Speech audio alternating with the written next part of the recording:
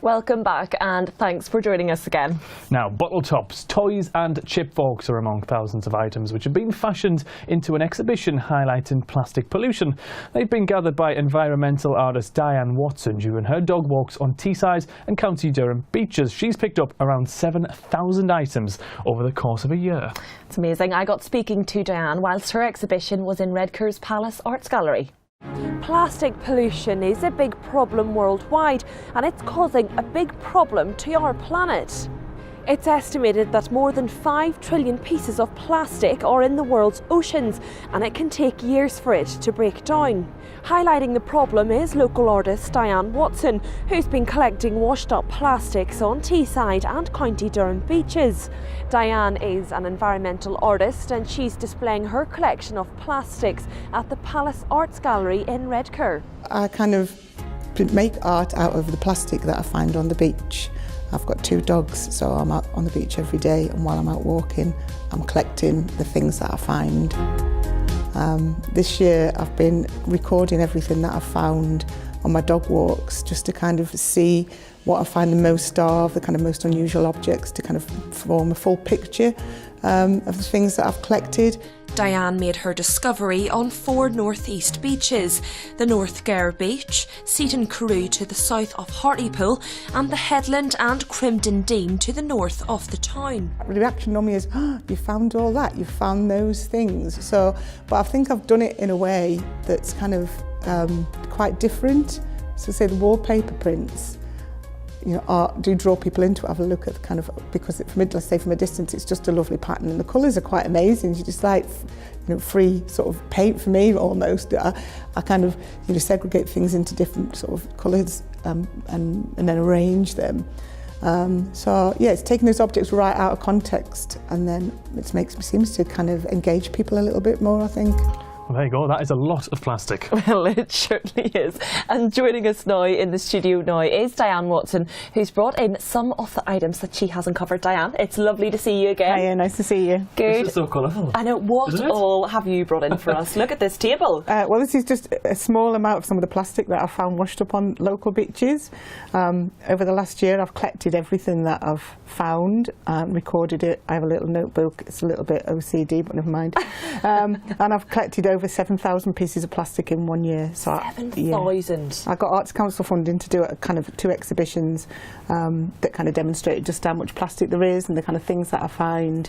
And this is just like a tiny amount of some of the stuff. I've got to ask, where did this come from? What made you start picking it up? I imagine it wasn't with the intention of doing what you do now. No, was it just a hobby to start? Well, I think just cleaning the beach. There'd been a really high tide, like a surge tide in Seaton where I live, and I'd gone out, I have a dog, so I got out with the dog the next morning, and it was like, whoa, I must have picked up 50 plastic bottles and all sorts, and I just started putting it in the bin because I thought that's not, you know, it's just horrible.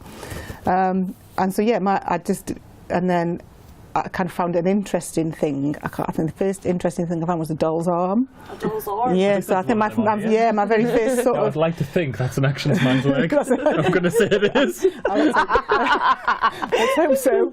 Wow. So yeah, so I found this doll's arm and I thought, that's really weird, and loads of bottle lids. And then I kept the doll's arm, and then I have a dog, so I'm out every day on the beach, and it, you know, as I found kind of more things, I just kind of collected more things, and then I started photographing the things I found, and I've got like an Instagram account and sharing those, because there's kind of a few kind of campaigns, like there's a 2-minute beach clean campaign and there's Take 3 for the Sea, so you can kind of hashtag those into the things that you find, because people all over the world are doing the same stuff. What do people say when they see all of this on your Instagram? They're amazed by kind of the kind of things that you find. It's not even the quantity of the things that you find, it's like the sort of oddness of some of the sort of items. But yeah, a lot of people on Instagram are finding the similar things to me, so you kind of, I often put things on like, oh, I don't know what this is, what do you think it is? And somebody from somewhere will go, oh yeah, I've collected some of them, they're this, they're that, so yeah. What is the most weirdest thing you've ever found? I'm sure you get that quite a lot. People always, I find so many weird things, it's kind of hard to kind of pick the most weird thing. because most weird things sometimes are a bit gross. So I found what I thought was a pen. So I pick things up and often, and then I put them in my bag. I go home and then I wash them. I have a system, kind of a system. And then, like, it's only when you wash all the sand off it and you're kind of going back through, kind of, you know, when I'm writing my notes and itinerising what I found, that it wasn't a pen. It was like a male catheter, like portable. I don't know if that's. Oh my gosh! So that was like, I don't know if that was the weirdest or the kind of most unpleasant, not even the most, but I found, but then there's some things that like I find I can't bring home, like there was a fridge door. A fridge door? Yeah, but it was weird because the day before, we need one. I'd found the fridge door, I'd found a tub of Lurpak, a full tub of Lurpak, so I'd taken it home going like, this is so bizarre. It was out of date, so obviously I binned it because that'd be minging. And then the next day I'd gone out on the beach and I'd found the fridge door, just the door, so I was like tweeting, oh, this must be the fridge where that the butter came from. Oh my God. So yeah, lots of random find a pint of milk and then a couple of eggs the next day. Breakfast this is sorted. It looks like a lot of toys and things. I imagine a lot of it gets left in the summer and things like that. But I suppose a lot of it's getting washed up from the sea as well. Yeah. Is that what? Do you find it's equal balance? It's probably more stuff gets, like, obviously it's all been left or got to the beach at some point anyway, but I think probably more stuff gets washed up than that is actually kind of left behind. Yeah, that's scary, isn't it? Like, Yeah. Just looking at this is obviously Oh, party kind of, balloons or something like that. The balloons that kind of... Just a handful of that. The helium-filled balloons, And so kids, obviously, most of them are McDonald's balloons that like they let go of them, don't they, or they lose them when they're out, and then they're off and... It's crazy. Yeah, but not even those. I found like weather balloons. You know, they send up the weather balloons. Well, they have a kind of a box on the bottom that kind of reports back. I found 3 or 4 of them. That's crazy. And you don't eat fish as well. I can remember you telling me because of all the things that you find in the ocean. Well, a lot of the things that you find.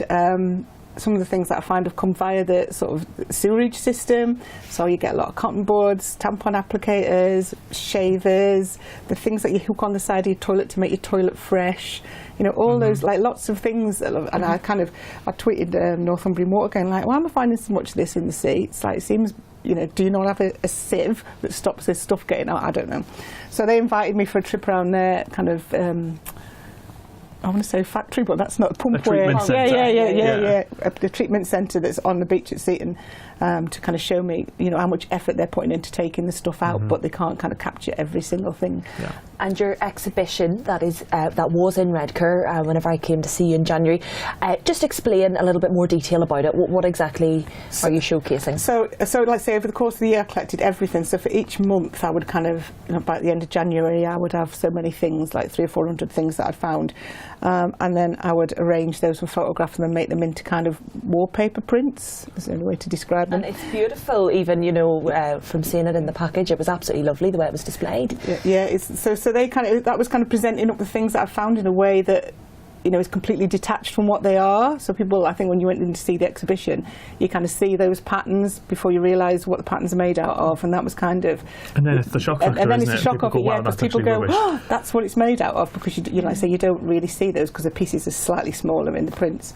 So as part of the exhibition was also kind of 6 display cases that displayed some of the things that I'd found, like not by any means all of them, because people are kind of quite fascinated by, you know, what it is. I mean, this is all lovely colourful stuff, the children's stuff that I've got. But if you remember one of those boxes, it was all just black stuff, so it's all kind of industrial things. Do you feel you've got now some sort of responsibility that you didn't have before you started this? Because so many people are cutting on to what you're doing. I think like when I first started doing the work, it wasn't really about the work, about my work. It was about kind of getting people to understand, you know, this isn't like a problem that you see on the news and it's a whale in another country. This is like washed up on our local beaches. So it's kind of really to get it kind of to a local level. So we understand that we've all kind of got a responsibility. It's quite for the way we kind of consume things. You know, a lot of these things on this table, you know, and I know that your kid's gone to the beach and had a load of fun with this, but we don't really need this, do we? It's not going to like... It's a hard-hitting message, Diane, isn't it? Yeah, it is. It's like, you know, and they reckon by 2050 there'll be as much plastic in the sea as fish. And they also say that 1/3 of fish that we catch now consume have got plastic in, so like 1/3 of the fish. Because obviously it's in the water and it doesn't get it breaks down into smaller and smaller bits, so they're kind of eating it and don't know what They they're don't know eating. So what yeah, it is. it's now part And it's of... coming full circle Yeah, now it's by part of the this food point. chain, yeah. That's a really scary Yeah, thought, it is, isn't it? yeah. Very, very scary. Very quickly, the exhibition is called There Is No Away, and it'll be in Hartlepool Art Gallery. Very quickly, what are the details on that? So it opens on Friday night. There's private view from 6 till 8, and then open to the public on the 23rd on the Saturday, and it's on till the end of May. Fantastic. If you want to come see it. I'll definitely check it out. Thanks so much for coming That's in. all right, no worries. For giving us this shocking message. That's all we have got time for. Thank you for joining us. Thanks to Diane as well. If you're talking about it, remember we are talking about it here as well. Yes, that's right. And of course, if you'd like to get involved, you can have your say by using our wonderful new hashtag GE Northeast. Until next time, goodbye for now. Bye bye.